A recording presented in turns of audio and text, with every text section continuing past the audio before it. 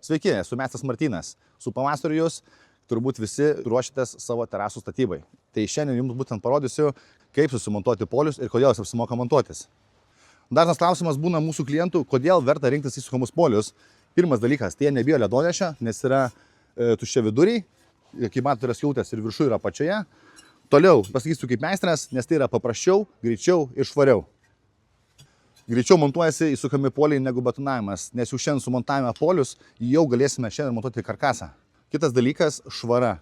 Dažnai terasa būna statoma tada, kai gerbūvis būna pilnai visas tvarkytas ir nes nori jo papildomai purvinti su betonu, dėl to įsukami poliai yra vienas iš geriausių variantų. Dėl ko paprasčiau, nereikia tampytis betono maišų, pasiemame polio aparatą iš medžio bičių, statome polį, kuris mums reikalingas ir susimontuojame. Kur dar galim panaudoti įsukamus polius be terasų, tai yra lieptai, sandėliukai ir tvoros.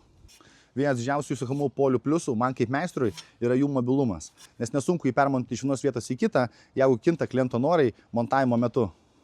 Naudojant polių sukimo aparatą, beveik nereikia naudoti jokių fizinių pastangų.